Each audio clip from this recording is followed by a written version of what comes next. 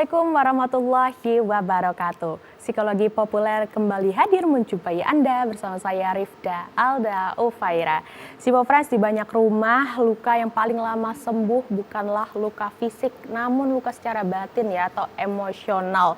Keluarga seringkali terlihat baik-baik saja tapi nyatanya menyimpan luka-luka kecil yang akhirnya tertumpuk menjadi luka besar. Nah, bagaimana kita mengatasi atau mencegah ya luka-luka yang ada di keluarga ini? Tentu saja kita akan membahasnya langsung ya di Psikologi Populer hari ini dengan tema Family Mental First Aid dengan narasumber tentunya dari Himpunan Psikologi Indonesia Wilayah Sumatera Selatan. Ada Ibu Sulistiana, MPSI Psikolog. Selamat datang, halo Ibu Ana. Ya, baik. Terima kasih. Gimana nih kabarnya hari ini? Harus semangat di ujung tahun. Harus semangat terus ya Bu ya. Terus. Setiap datang ke TVRI ini selalu semangat nih Bu Ana nih. Dan sebelumnya juga kami tentunya mengajak untuk Friends dimanapun berada ya yang ingin bergabung bertanya seputar tema kita hari ini bisa langsung saja telepon ke 071131144 ataupun juga bisa chat ke WhatsApp kita ke 082311981790. Tentunya kami nantikan ya, apalagi ini para pasangan ya Bu Ana ya yang sudah berkeluarga, yang sudah mempunyai momongan atau anak kita bisa bertanya langsung hari ini dengan atau Ibu baru Ana. mau berumah tangga. Nah itu dia, mungkin ada rencana atau yang masih single boleh nggak Bu? Boleh dong. Oke, kita pertanyaan pertama ya Bu ya dari saya tentunya. Kan kalau misalnya mungkin Friends pernah tahu tentang PFA atau Psychological First Aid nih Bu. Nah hari ini kita membahas mengenai Family Mental First Aid. Nah apa nih Bu Ana perbedaannya antara PFA sendiri ya Psychological First Aid dengan Family Mental First Aid hari ini? Oke, baik. Ya yang pasti itu suatu hal yang sama, cuma bagiannya, mengerucutnya. Kalau PFA itu kan lebih meluas, bisa untuk anak, bisa untuk segala macam, banyak bidang. Nah ini lebih kita fokuskan lagi, mengerucutkan lagi di bidang family, keluarga. Jadi siapa aja yang ada di dalam keluarga itu, ada ibu, ada ayah, ada mertua, ya kan, ada ibunya juga, terus juga ada anak. Nah inilah bagaimana kita dalam keluarga itu sehat secara mental. Itu harus cegah, jangan sudah meledak baru dibicarakan kayak kejadian yang baru-baru ini ya. Ada yang anak membunuh ibu di Medan ya, kasusnya anak 12 tahun. Nah bagaimana mencegah hal itu? Itu yang akan kita bahas hari ini. Oke, jadi bedanya kalau misalnya PFA atau Psychological First Aid itu lebih luasnya ya Bu ya, merangkum banyak hal. Tapi kalau kita ini terkhususnya fokusnya ke family tadi ya, atau fokusnya ke keluarga. Nanti kita akan bahas seputar keluarga. Nah tadi Ibu Ana sudah mengatakan ya, menjelaskan sedikit tentang apa aja sih yang sebut keluarga gitu ya. Berarti tadi juga mertua masuk ya Bu ya. Apakah memang terkait dengan satu rumah nih yang memang berisi orang-orang tadi, atau memang itu sebutannya memang ada mertua, ada anak, ada orang tua, atau seperti apa Bu? Ya, yang namanya family itu tidak hanya kita, hanya suami istri saja. Karena suami istri ini dilahirkan dari keluarga yang berbeda, dengan budaya yang berbeda juga.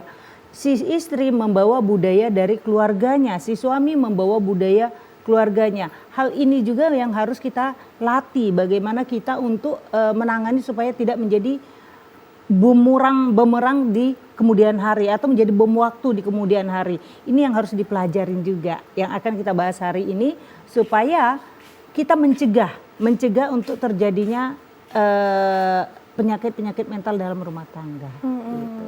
Oke, berarti tadi kuncinya ya Friends kita hari ini fokusnya untuk mencegah, jangan sampai ada permasalahan mental atau emosional yang terjadi di keluarga Friends. Terutama gitu sampai meledak ya, itu yang bahaya sekali. Baik, betul ya Bu ya, berarti memang kadang itu luka-luka kecil. Bener, gitu ya, tapi dianggap sepele, dianggap sepele, tertumpuk terus akhirnya udah biarin aja, maklumin aja, udah biasa aja, tapi tertumpuk, bukan diikhlaskan, bukan dimaafkan, tapi disimpan.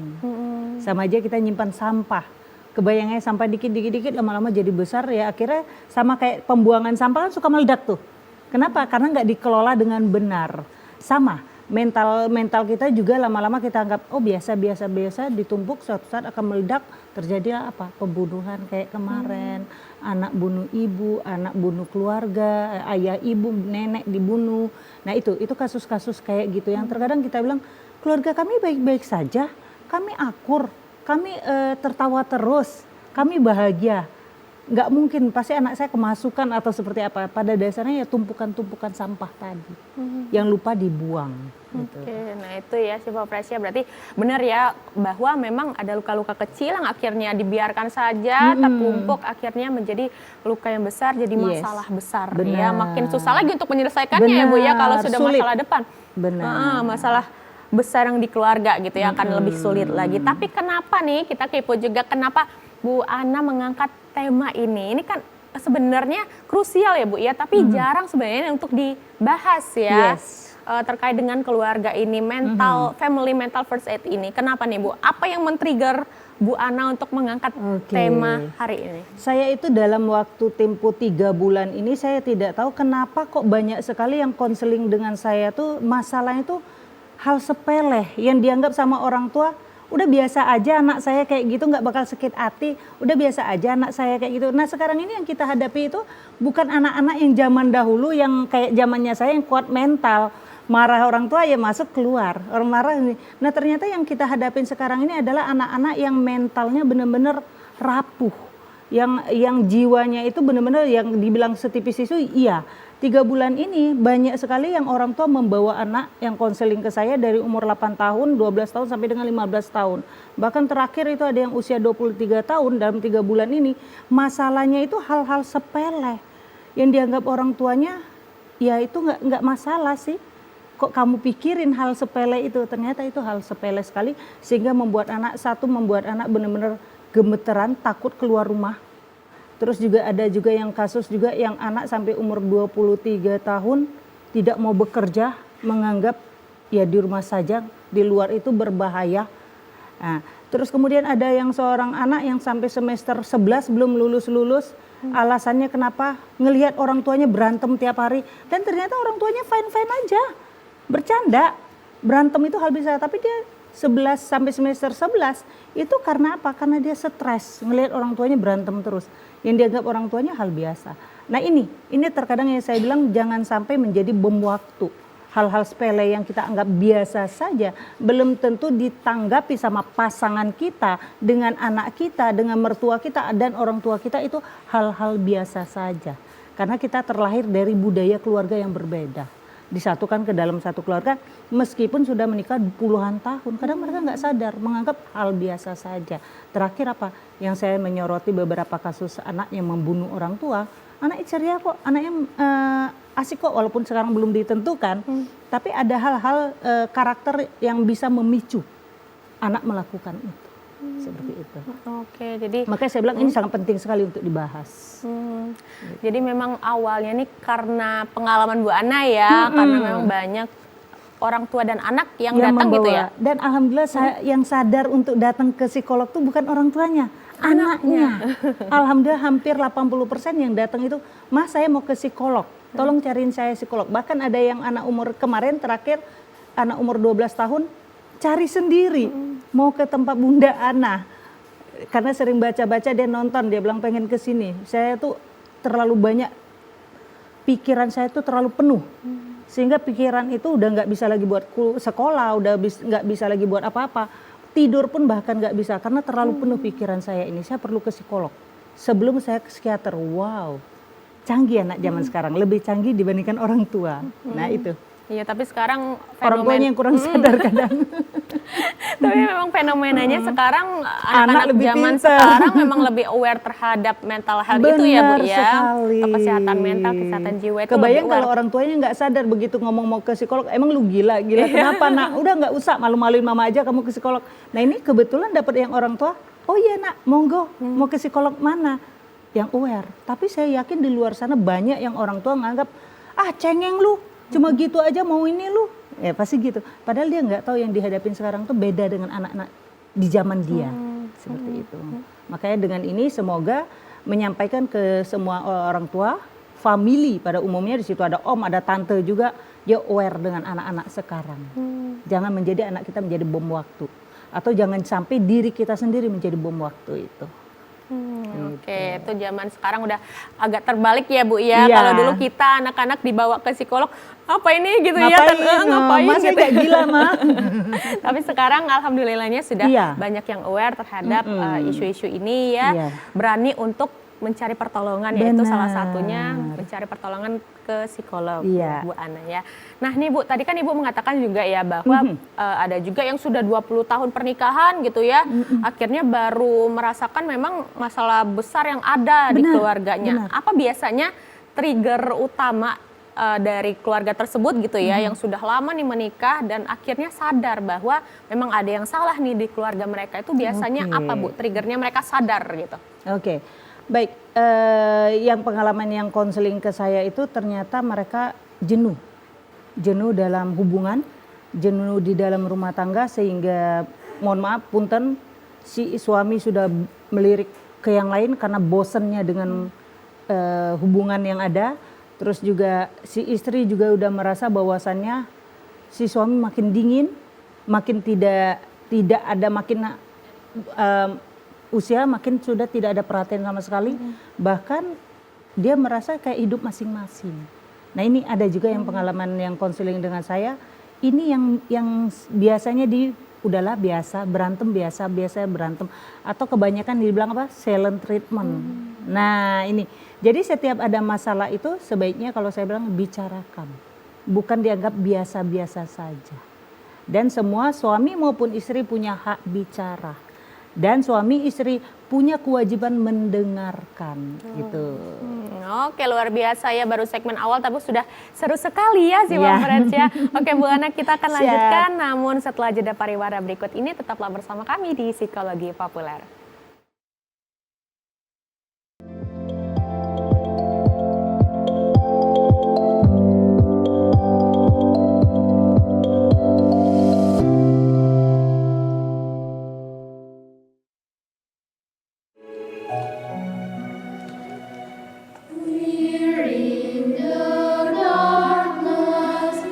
Di malam yang kudus, saat kasih hadir menyapa dunia, TVRI Sumatera Selatan mengajak umat Kristiani se-Sumatera Selatan dimanapun berada untuk bersama berdoa dan mengikuti Misa Malam Natal yang disiarkan langsung dari Gereja Katedral Santa Maria Palembang, Rabu 24 Desember 2025, pukul 19 waktu Indonesia Barat.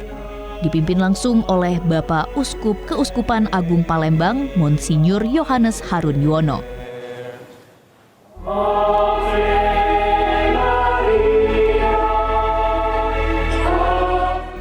Mari menyatukan doa dalam iman, harapan, dan kasih Natal. TVRI bertransformasi melayani negeri.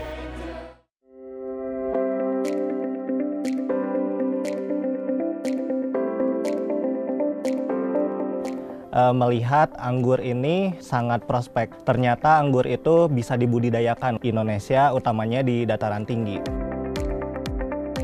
Tantangannya ada di cuacanya, karena anggur itu sangat menyukai tempat atau daerah yang panas, dan kami itu di sini di 1000 mdpl itu sangat rentan. Di sini banyak kabut, di lain mungkin di sini adanya hama seperti kelelawar atau tupai, itu menjadi tantangan lah.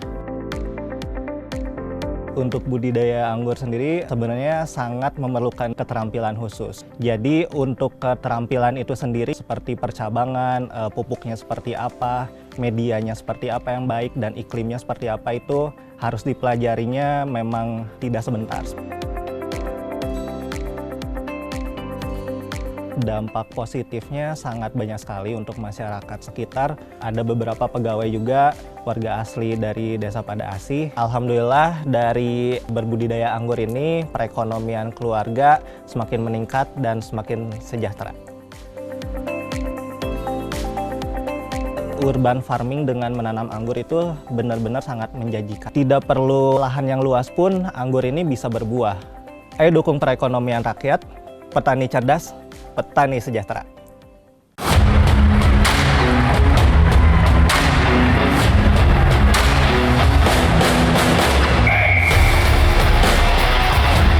Temukan kekuatan dalam gerakan, keindahan dalam kompetisi, dan kemenangan dalam setiap langkah dari atlet-atlet berprestasi Sumatera Selatan.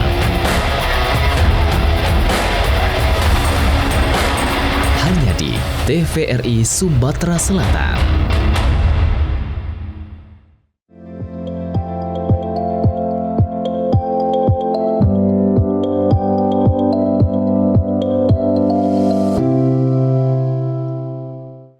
Terima kasih Sivo Friends, Anda masih bersama kami di Psikologi Populer yang hari ini masih membahas mengenai tema Family Mental First Aid. Tentu saja bersama narasumber kita dari anggota Himpunan Psikologi Indonesia Wilayah Sumatera Selatan, ada Ibu Sulistiana MPSI Psikolo. Dan tentu saja kami masih mengajak untuk Sivo Friends dimanapun berada yang ingin bertanya seputar tema kita hari ini, bisa langsung saja telepon ke 0711311454 atau bisa WhatsApp ke 082311981790. Masih kami nantikan untuk telepon maupun WhatsApp dari Sivo Friends. Kita lanjutkan dahulu ya pertanyaan ke Bu Ana nih Bu Ana ya. Tadi kan kita sudah membahas tuh orang tua gitu ya, anak yang konseling ke Bu Ana juga. Tapi Bu, apakah ada beda nih permasalahan misalnya nih keluarga gitu ya, belum mempunyai anak nih Bu, misalnya masih menanti momongan gitu ya, jadi cuman ada istri dan suami gitu. Apakah permasalahannya berbeda atau sebenarnya akarnya sama aja? Atau seperti apa Bu Ana? Oke, baik. Ya, untuk yang lagi menanti momongan, sudah menikah, bahkan ada yang udah puluhan tahun menanti momongan, saya rasa mental age-nya harus lebih dijaga lagi. Kenapa? Omongan di luar tuh lebih menyakitkan dibandingkan kita yang sudah punya anak. Tapi pada dasarnya setiap orang tuh kan punya mental masing-masing, kekuatan mentalnya masing-masing, tergantung orangnya juga. Jadi nggak semua orang mengalami itu. Ada yang ya masa bodoh, kita nikmatin aja hidup. Memang belum ada rezeki, ya udah dia santai. Tapi ada yang mereka merasa itu tuh tidak baik-baik saja. Terutama kalau ternyata kesalahan itu banyak kan misalnya dari perempuan. Nih, pasti akan ada dorongan dari pihak laki-laki ataupun dorongan dari luar. Lu nikah lagi aja deh atau macam itu menjadi beban seorang istri. Maka yang dilakukan adalah komunikasi. Tetap semua kuncinya itu adalah komunikasi. Kuncinya komunikasi, bagaimana apa yang dirasakan istri. Hari ini bagaimana, ada keluhankah, ada cerita apakah di luar sana. Bagaimana hubungan dia dengan mertua, bagaimana hubungan dia dengan orang tua, bagaimana hubungan dia dengan teman dan bla bla bla. Seperti itu. Nah, itu untuk menjaga juga, menjaga bagaimana mental si istri juga tetap sehat dalam menghadapi itu. Karena untuk mendapatkan momongan, mendapatkan bayi itu harus mental sehat dulu. Untuk mental tidak sehat pun akan sulit untuk mendapatkan momongan. Sama, si istri juga bertanya dengan si suami, Pak gimana? Kita sampai sekarang belum ada pendapat apa-apa, pandangannya apa, dan sejujur-jujurnya cari solusi, jangan fokus dengan masalah. Carilah solusi, jalan keluarnya apa. Oke Pak, ini kita nunggu udah sekian, kita udah coba dengan ini, bagaimana kita dengan coba bayi tabung. Oke, kita jalan dengan bayi tabung, setelah bayi tabung tidak bisa, apa solusinya. Ini terkadang yang fokusnya pada masalah, ini masalahnya kamu ini. Jadi kamu dong yang berobat, bukan saya. Yang namanya dukungan itu harus dari dua belah pihak, tidak bisa sendiri.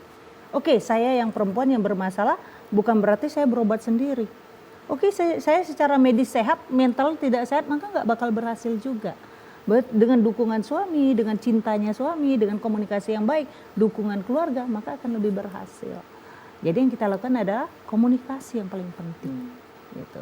Nah itu tadi kalau misalnya di Indonesia khususnya di Palembang juga masih banyak lingkungan sosial yang istilahnya mengintervensi ya Bu ya. Jadi itu merupakan salah satu juga sumber masalah, istilahnya sumber masalah juga kalau kita tidak menanggulanginya dengan baik gitu ya. Mental kita kurang kuat, mental kita kurang baik, itu jadi masalah baru juga gitu ya Bu. Makanya untuk saya sering ngomong dengan teman-teman, kalau ada yang sudah menikah jangan pernah ada pertanyaan sudah isi belum?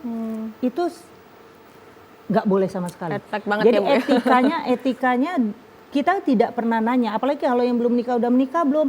Loh, so what? Jangan kamu tanya. Nanti undangan akan datang sendiri. Nggak perlu ditanya. Nggak usah kamu tanya udah hamil atau belum. Nanti pas melahirin pasti heboh sendiri. Nggak perlu kamu tanyain. Karena apa? Menjaga mental orang itu sama aja kita menjaga mental kita juga. Seperti itu.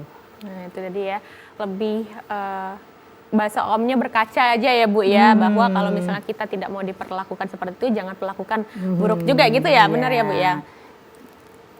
Lebih tepatnya kita menghargai orang lain, maka kita akan dihargai orang lain. Oke, Itu luar lebih biasa. tepatnya. Nah itu tadi ya, udah ada quotes dari Bu Ana ya, bahwa ya tadi ya kita harus menghargai orang lain, Benar. apapun latar belakangnya, apapun Benar. kondisinya, betul ya Benar Bu Ana ya. sekali. Oke nih Bu, ada juga fenomena sekarang itu sebenarnya banyak ya kalau kita bahas tentang fenomena keluarga gitu ya, Banget. terkait dengan mental. Tapi juga banyak sekarang terkait dengan fenomena seperti kayak ibu bekerja gitu Ya. ya, Bu Ana ya. Sekarang karena ekonomi juga makin Benar. sulit gitu ya, banyak ibu bekerja, ada juga yang sekarang yang wanita tuh lebih mandiri nih Bu, jadi rasa gengsi misalnya laki-laki itu juga lebih tinggi. Itu seperti apa kalau dari pandangan psikolog Bu Ana? Oke, baik. Baik, sekarang memang wanita mandiri, wanita berkarir itu sangat banyak sekali ya. Termasuk saya nggak menutup diri ya, saya juga termasuk wanita karir yang sangat sibuk dengan pekerjaan saya. Satu hal yang perlu kita menjaga supaya tidak rumah tangga bermasalah, kita menjaga itu apa? Yang pasti rumah tangga itu apa sih permasalahan? Tidak jauh dari apa? Perselingkuhan, perang dingin, atau perang besar, sampai ke kejar-kejaran pakai parang. Wah ini ya. Terus juga apalagi yang terjadi lagi? Selain itu terjadi ya bisa jadi pembunuhan dalam rumah tangga, yang suami bunuh istri, ya kan seperti itu. Nah, hal-hal ini bagaimana tidak terjadi ya? Yang pasti laki-laki kodratnya harus dihargai. Apapun profesi kita, lebih tinggi derajat kita, penghasilan kita dari suami, maka yang dilakukan adalah berbagi peran. Jangan berpikir, oh saya kan lebih kaya, oh saya lebih sukses dari suami, maka suami harus nurut perintah saya, suami harus saya atur, suami harus ini. No, suami adalah kepala rumah tangga dan juga berbagi peran selama kita masih hidup di Indonesia. Karena di Indonesia mau nggak mau laki-laki adalah harus lebih tinggi dibandingkan perempuan, meskipun secara ekonomi kita lebih tinggi. Kalau saya selalu berpikir gini, ya jangan-jangan rezeki si suami itu yang dialihkan ke kita. Ya, dan suami pun harus berpikir positif. Ini rezeki yang dititipkan untuk anak-anak saya, dan saya juga harus menghargai istri saya. Jangan jadi mau memperlihatkan power. Wah istri saya lebih kaya. Kalau saya nggak memperlihatkan power, nah saya nanti diinjek-injek sama istri saya, sehingga di rumah sombong, di rumah angku, di rumah nggak mau nolongin istri karena merasa apa? Nanti saya diperintah-perintah istri, nanti derajat saya lebih rendah dari istri. Nah pemikiran-pemikiran negatif inilah sebenarnya menjadi bom waktu yang dianggap hal biasa. Berantem antara suami istri dianggap biasa, lama-lama tertumpuk menjadi bom waktu. Nah ini yang resikonya, bahkan udah puluhan tahun akhirnya bercerai. Bahkan ada yang usianya sudah berumur 56 kemarin konseling, si suami 58, si istri 56 mau cerai. Saya mau cerai sudah lama, tapi menunggu anak saya wisuda. Nah ini hal-hal sepele kayak gini yang dianggap ya kami baik-baik aja, kami nggak pernah berantem. Jadi si suami berpikir selama pernikahan kami tidak pernah berantem sama sekali. Istri saya minta bercerai dengan saya tidak tahu salah saya apa. Akhirnya saya gali satu persatu, ternyata salahnya hal sepele. Suaminya tidak pernah marahin istri. Malah jadi hal yang ini juga. Jadi dia memicu merasa ya, dan dipandangin si istri merasa suami ini nggak sayang sama dia, nikah karena terpaksa. Nikah karena kemarin faktor umur, ya sudah daripada nggak dapet istri ya udah deh nikahi teman kantor. Terus kemudian baik-baik aja. Sedangkan di sudut pandang suami bahwasanya dia nggak mau merepotkan istrinya, nggak mau buat istrinya stres, nggak mau buat istrinya capek. Jadi apapun buat kopi sendiri, semua nggak pernah mau dilayani sama istrinya. Seperti itu. Padahal sepele ya, harusnya kita bahagia ya punya suami yang mandiri kayak itu. Tapi karena tidak ada komunikasi selama menikah tadi, ternyata si istri itu sudah menunggu sampai si anak bungsu wisuda. Begitu wisuda ngajukan gugatan cerai. Seperti itu. berarti Jadi sekian lama ya Bu ya Benar. menekan luka-luka itu. benar, sekarang akhirnya meledak. ke blow up gitu ya, blow up. Nah itu hal sepele sebenarnya kalau kita bilang. Itu. Oke, dari kuncinya komunikasi tadi ya Bu ya. Tadi maksudnya suami tidak tersampaikan ke istri, maksud istri juga tidak tersampaikan ke suami Sedangkan gitu ya. si istri merasa suami yang normal tuh minta dilayanin. Suami yang normal itu kalau pulang kerja cerita capeknya di kantor seperti apa. Bahkan kata si istrinya pernah suaminya itu berantem dengan pimpinan di kantor dan ceritanya dengan temen.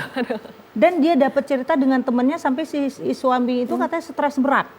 Stres berat, nggak pulang 3 hari, nggak ngomong sama istrinya, pulang dalam keadaan fine, tidak ada masalah apapun. Dan istri dapat cerita dari istrinya, temennya, masa lebih percaya orang lain dibanding saya. Nah itu berarti dia menikah dengan saya itu terpaksa, padahal enggak, karena tidak ada komunikasi tadi. Iya, Gitu. jadi maksudnya tidak tersampaikan gitu Iya. ya Sobat Friends ya. Oke Bu, sekarang juga itu banyak fenomena yang terjadi. Ini juga fenomenanya sudah banyak terjadi gitu ya Bu ya.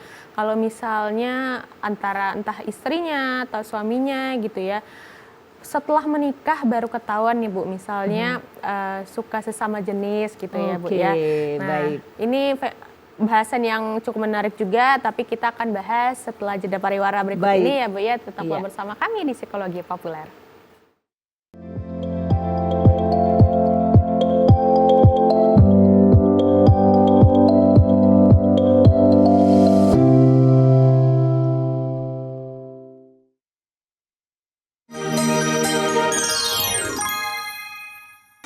The Glorious Christmas bersama Suara Simfoni.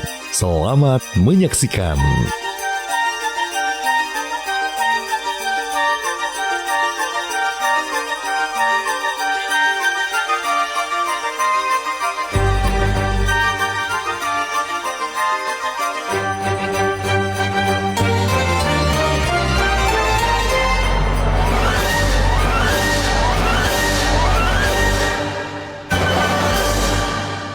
You better watch out, you better not cry, you better not pout, I'm telling you why.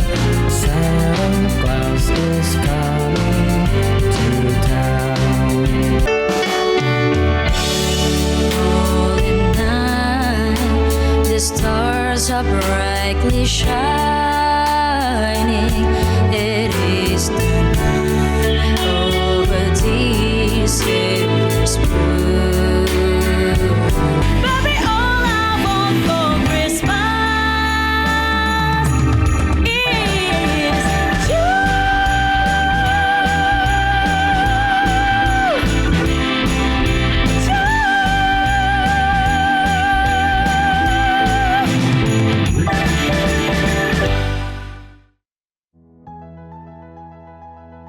Sekali panen itu kisaran ya 200 juta lah dalam waktu 100 hari.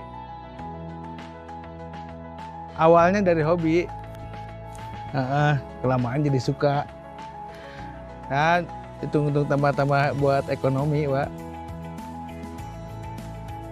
Karena kalau konsumsi itu cepat daya jualnya, perputarannya cepat.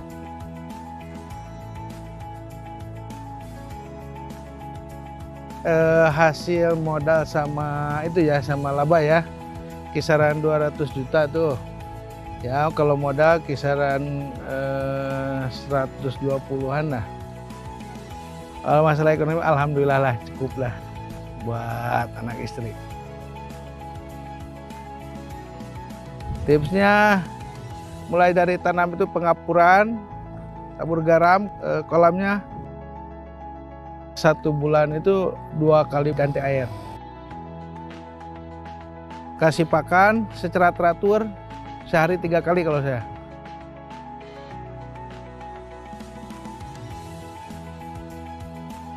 Ayo dukung perekonomian rakyat, petani cerdas, petani sejahtera.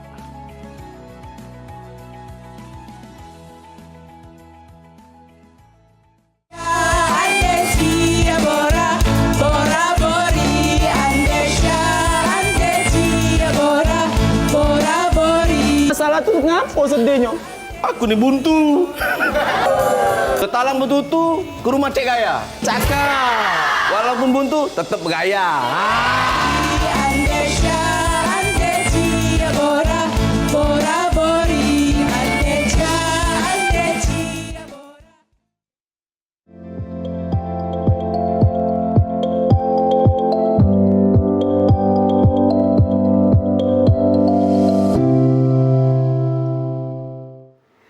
kasih Sipo Friends, Anda masih bersama kami di Psikologi Populer yang hari ini masih membahas mengenai Family Mental First Aid bersama Ibu Sulistiana MPSI Psikolog selaku anggota Himpunan Psikologi Indonesia Wilayah Sumatera Selatan atau HIMSI Sumsel. Dan kami juga masih mengajak tentunya untuk Sipo Friends dimanapun berada ya, yang ingin telepon, ingin WhatsApp bisa langsung saja telepon ke 0711 311454 ataupun juga bisa ke WhatsApp ke 0823 11981790.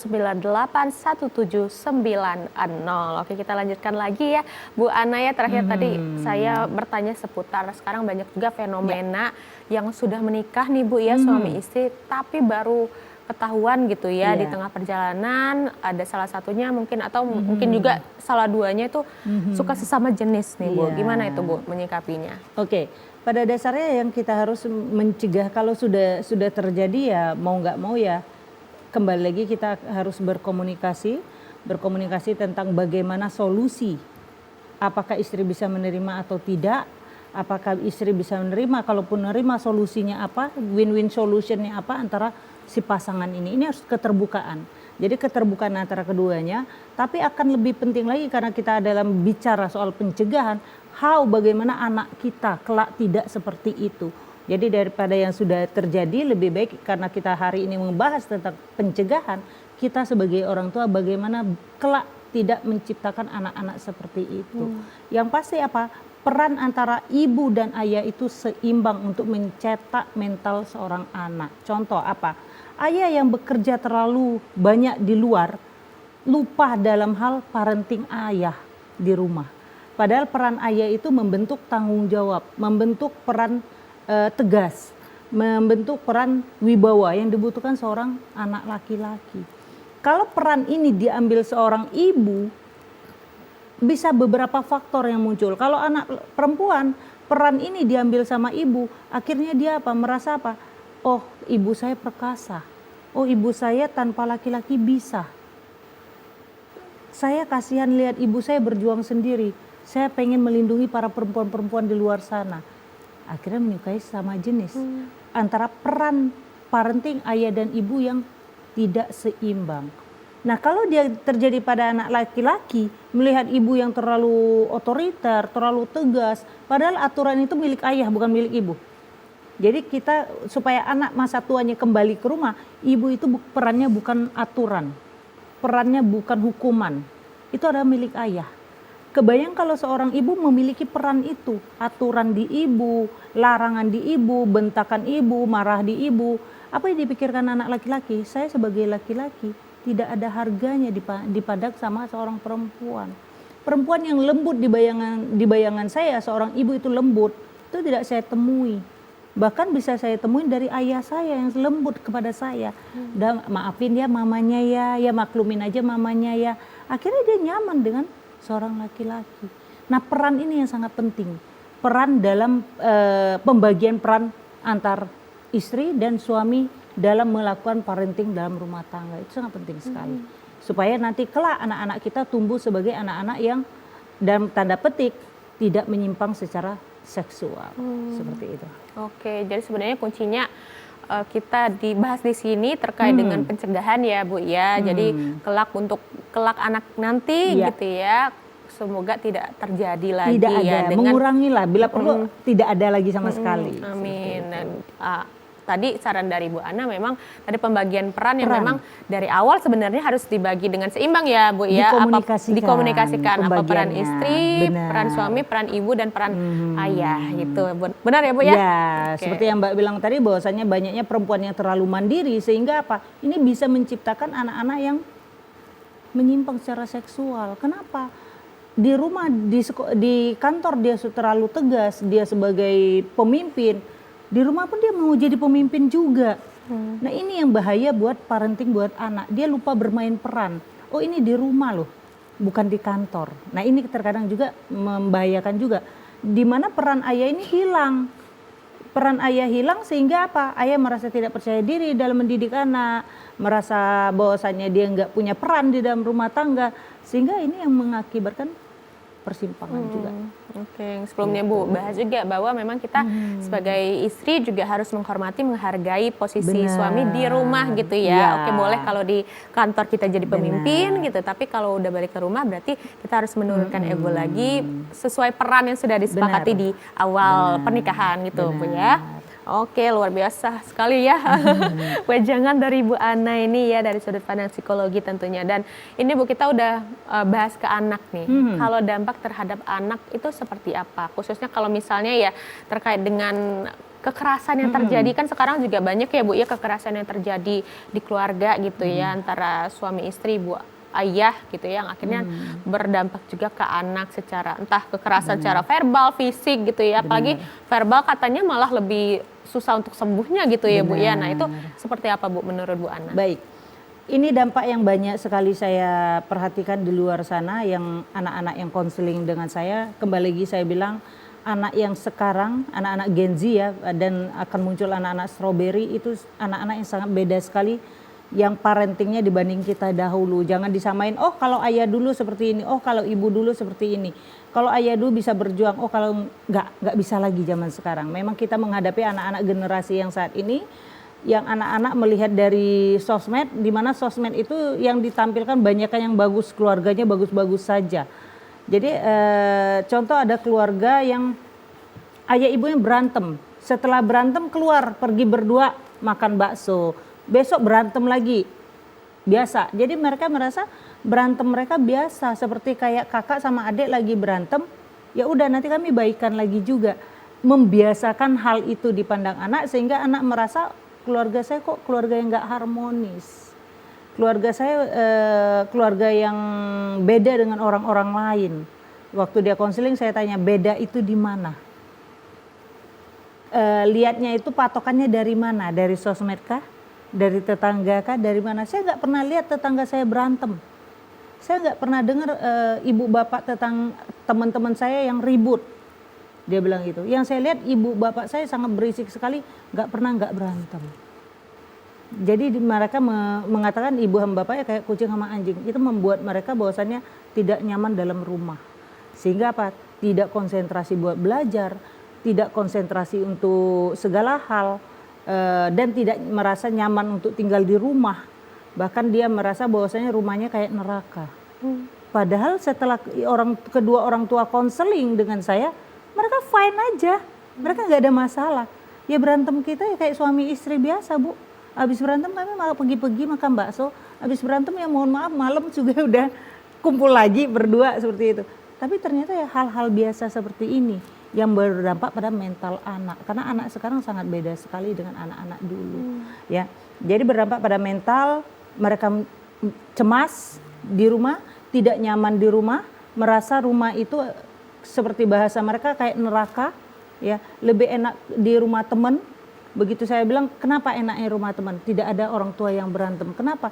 Ternyata ibu bapaknya sibuk kerja semua, jarang ada di rumah. Bagi dia nyamannya di situ.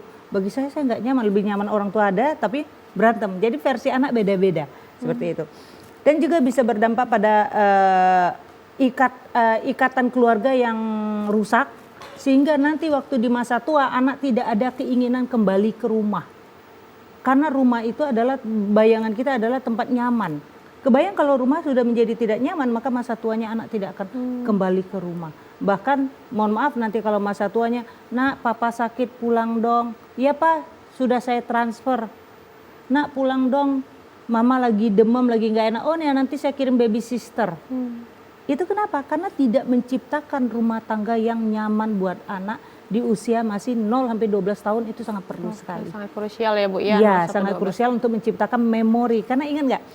Oh saya lupa masa kecil saya seperti apa. Tapi pada dasarnya kalau bahasa anak-anak sekarang, inner child. Terpendam ke alam bawah sadar.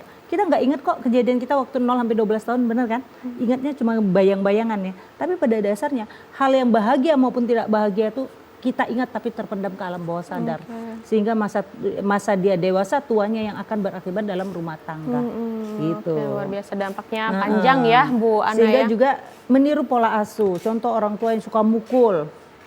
Nanti dia punya anak suka mukul juga. Di sekolah anak suka mukul. Kadang orang tua nanya, kenapa ya ada yang terapi di tempat saya, dia bilang gini, kenapa ya Bu, kok anak saya tuh suka mukul. Jadi di sekolah itu sampai di warning sama gurunya nggak boleh masuk sekolah lagi kalau masih tukang pukul dibilang. Jadi sekarang terapi di tempat saya masih suka mukul. Bahkan terapi pertama kali dengan saya itu kepala belakang saya ditonjok. Wah kuat bener sampai pusing. Jadi anaknya suka pukul. Kenapa ya Bu? Kenapa ya? Saya tanya. Ayah ibu kalau berantem suka saling pukul nggak? Iya sih kadang-kadang. Ini mencontoh. Tapi nggak saya aja, di rumah itu kan ada om juga, adiknya saya. Itu kalau namanya cowok sama cowok berantem ya berantem. Berantem bener, bahkan gelut mereka pun ya tonjok-tonjokan, dia bilang. Nah artinya kan ada yang ditiru di rumah. Waktu kita pukul-pukul omongin, nah ini permainan loh, tidak boleh dilakukan benar-benar di rumah. Why-nya tetap harus dijelaskan, why-nya apa. Bukan setiap saat bisa saling pukul. Itu ya yang ditiru.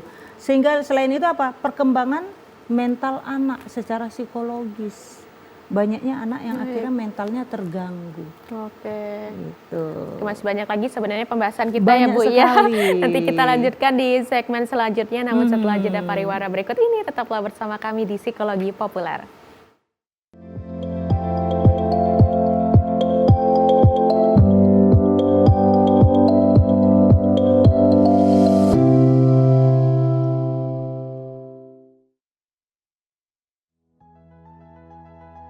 Dari koi saya bisa nabung, terus bisa nyekolahin anak-anak lah semuanya.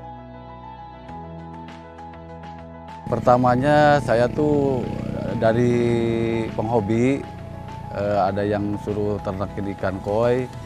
Alhamdulillah banyak indukan-indukan dari penghobi yang percaya gitu untuk ditelorin di sini.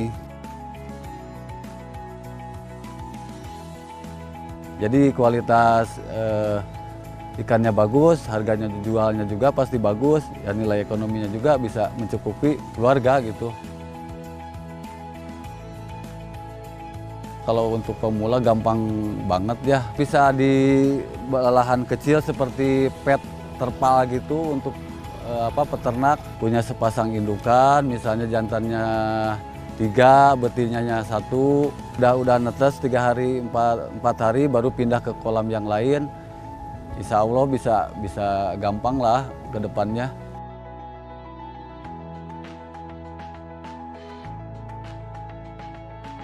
Harapannya ingin dimajuin lagi perkoyan di Sukabumi ya.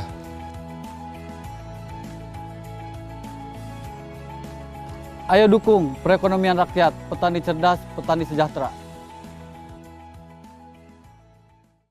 Kehidupan saya dulu, ya boleh dibilang mapan dan mencukupi.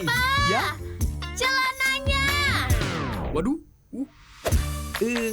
Iya berat, Hati-hati dong mas. tapi harus dijalani demi anak dan istri. Pemandangannya bagus banget ya. Iya, bagus banget. Pengennya sih berbuat sesuatu yang lebih. Makannya yang bener ya.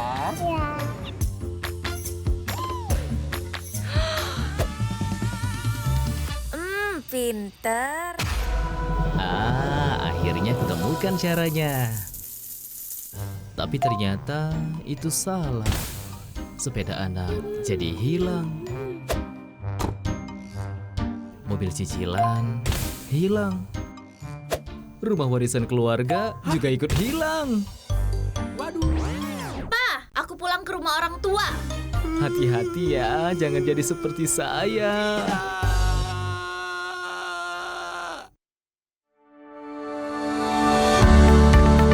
Kembali kami hadir menjumpai Anda dalam Indonesia Cerdas. Halo Dokter.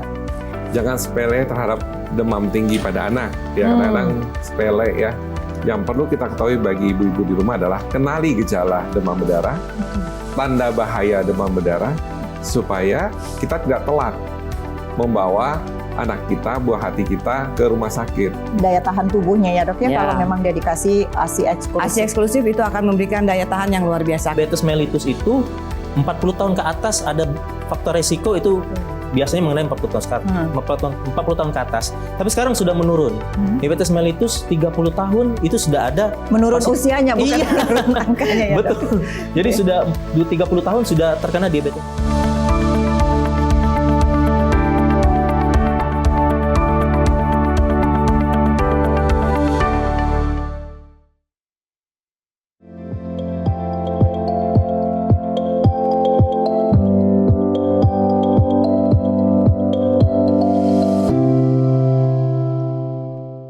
Terima kasih Sipo Friends, Anda masih bersama kami di Psikologi Populer yang hari ini masih membahas mengenai Family Mental First Aid bersama Ibu Sulistiana MPSI Psikolog selaku anggota Himpunan Psikologi Indonesia Wilayah Sumatera Selatan atau HIMSI Sumsel, dan juga kami masih menantikan untuk telepon Anda ya, bisa langsung telepon ke 0711311454 atau ke WhatsApp ke 082311981790. Oke, sebelum kita masuk ke sesi pertanyaan ya Bu ya, sudah ada yang bertanya via WhatsApp, kita tanya dulu nih Bu, kalau misalnya mau konsultasi tadi ya, kalau anak-anak juga mau terapi mungkin bisa ke Bu Sulistiana. Ini cari Ibu di mana nih Bu Ana? Gampang, kita ada mau tahu alamat kita, buka IG saja, IG ketik Hawara, Hawara, Hawara, pasti udah bisa tahu.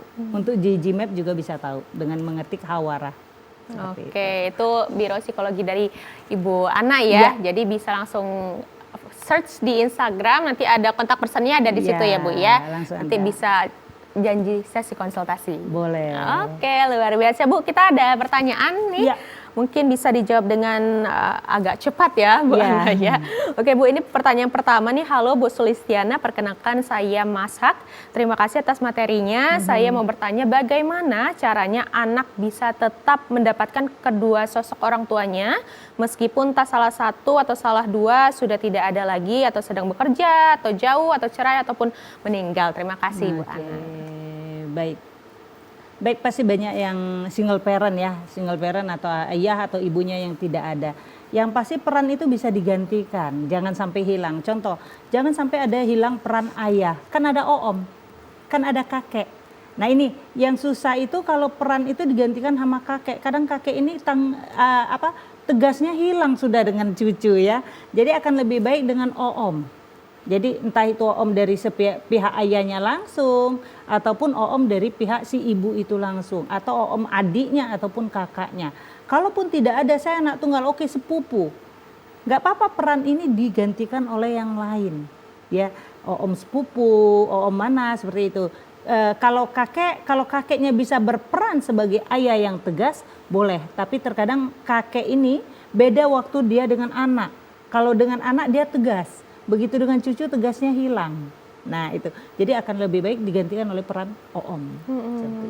Oke, itu bisa digantikan dengan peran orang lain atau keluarga sekitar ya, Bu Iya, Ana ya. sebaiknya keluarga terdekat. Oke, itu tadi jawaban dari Bu Ana ya terhadap pertanyaan dari Mas Hak. Terima kasih Mas Hak atas pertanyaannya, semoga menjawab ya.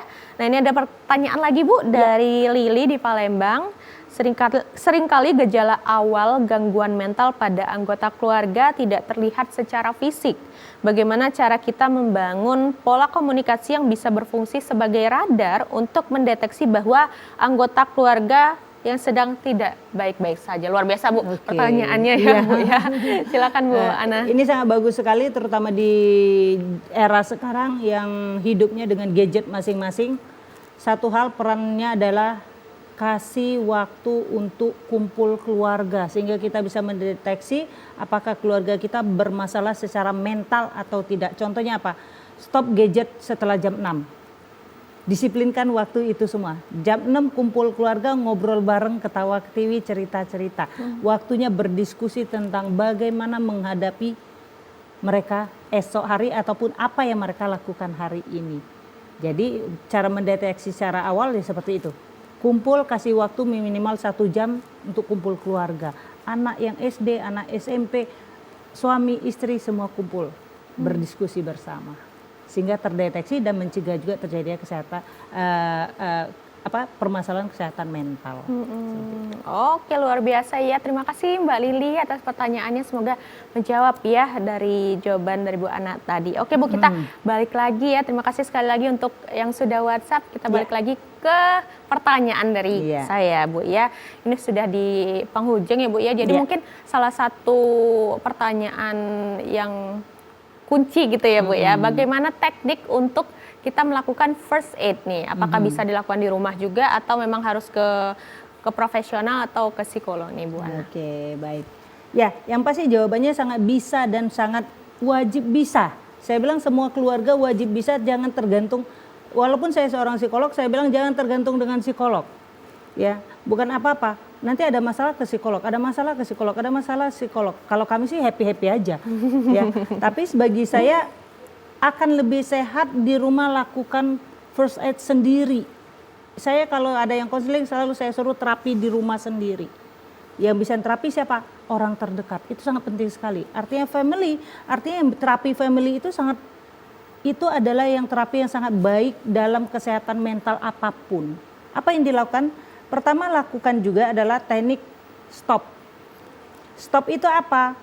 Mulai kita dengan jangan langsung menjawab kalau ada yang marah. Jadi misalnya suami lagi marah, istri jangan ikut nyolot. Ya, sesakit apapun omongan suami dengarkan dahulu. Siapa tahu itu adalah membuang energi negatif di diri dia dari kantor. Sudah selesai. Kemudian apa yang lakukan? Tarik napas, ya, tarik napas. Sudah tarik napas, terus observasi dulu. Ini bisa nggak diajak ngomong? Begitu kita sudah observasi, oh nggak bisa, ya udah kalau nggak bisa kasih validasi ke dia. Oke, ayah, saya tahu ayah sedang capek, saya dengerin apa omongan ayah, tapi kita tidak bahas sekarang. Nanti akan kita bahas setelah ayah tenang, setelah saya tenang. Itu ya dilakukan. Kemudian teknik pertama seperti itu. Teknik kedua adalah memvalidasi emosinya. Anak datang nangis meraung-raung, ngamuk-ngamuk. Ya, emosi. Jangan ngomong, nggak boleh, anak baik nggak boleh kayak gitu, anak baik nggak boleh ngeraung, anak baik diam, ayo diam, jangan nangis. No, ya, validasi emosinya dahulu. Oke, baik, kamu nangis kenapa? Kamu ada masalah apa? Cerita. Mau cerita dengan mama? Belum, masih mau marah. Oke, marahlah dulu. Silakan keluarkan dulu emosinya. Nanti kalau sudah selesai temuin mama ya. Mama di sini kok nggak kemana-mana. Nunggu kamu selesai. Oke, kamu udah selesai. Oke, baik, kesini yuk nak. Cerita, ada apa? Apa yang kamu marahin? Saya nggak suka mama tadi maksain saya pergi ke mall pakai sepatu pink. Nah, ini nggak terungkap sama anak. Nah, validasi sama itu anak maupun suami ataupun istri. Begitu istri udah marah-marah, sebenarnya ada yang disembunyikannya. Cuma dia nggak tahu cara mengeluarkannya. Itu validasi. Kemudian apa? Komunikasikan setiap malam, seperti saya bilang tadi, kasih waktu 1 malam cerita tentang aku. Karena kadang kita itu butuh didengar. Aku ini orangnya emosian. Aku ini orang apa. Jadi semua keluarga boleh mengungkapkan akunya kita. Sehingga kita dipahami orang lain. Jadi duduk bareng di meja makan. Oke, aku kamu hari ini apa? Aku tadinya pengennya main sepeda tapi sama ayah nggak boleh. Oh ya maaf ya nak. Jangan kita bilang, oh ya memang nggak boleh, itu kan siang bolong loh nak gini. Bahasa ini mendengarkan. Oh ya nak ya, maaf ya nak. Nanti kita boleh, tapi di jam 5 ya nak, biar nggak panas bener. Itu akan lebih enak. Jadi semua boleh kalau kita akunya kemudian langsung dibantah, besok nggak bakal ngomong akunya lagi. Ya, udah dibantah, udah percuma ngomong aku, besok dimarah seperti itu. Itu yang disebut adalah ritual 10 menit 1 anak 1. Jadi kalau anaknya banyak ya 1 jam. Baik. Pertemuan di malam hari. Kita akan benar-benar mengubah mindset anak dan juga menyehatkan keluarga secara mental. Baik, luar biasa Bu Ana. Kita sudah di penghujung program, penghujung acara ya Bu. Ya, mungkin ada pesan dari Bu Ana terkait dengan keseluruhan dari program kita hari ini. Silahkan Bu Ana. Oke, baik. Bagi kita sebagai orang tua, anak itu adalah anugerah yang dititipkan sama Tuhan. Oleh karena itu, yuk perhatikan kesehatan mental anak kita. Jangan menganggap masalah kecil yang terjadi pada anak kita itu hal biasa. Pada dasarnya mulai dari kecil-kecil tumpukan seperti kita membuang sampah di TPA, kita tumpuk tanpa pengelolaan yang tepat, maka suatu saat mental anak akan meledak. Sehingga kita mencegah jangan sampai terjadi kasus-kasus pembunuhan anak terhadap orang tua ataupun kasus pembunuhan antara suami membunuh si istri. Yuk, peduli dengan kesehatan mental keluarga Anda. Oke, luar biasa. Terima kasih Bu Ana atas kehadirannya di TVRI Sumatera Selatan ya. Jangan bosan-bosan ya Bu Ana ya untuk datang ke TVRI. Selama masih diundang. Oke, sampai jumpa lagi Bu Ana. Terima kasih sekali lagi. Baik, terima kasih. Oke, Sipo Friends, itu tadi perjumpaan atau perbincangan kita dengan Ibu Sulistiana SPSI, MPSI Psikolo ya terkait dengan Family Mental First Aid. Semoga perbincangan kita tadi bisa bermanfaat untuk Sipo Friends dimanapun berada. Saya Rifda Alda Ufaira pamit. Sampai jumpa. Wassalamualaikum warahmatullahi wabarakatuh. Waalaikumsalam warahmatullahi wabarakatuh.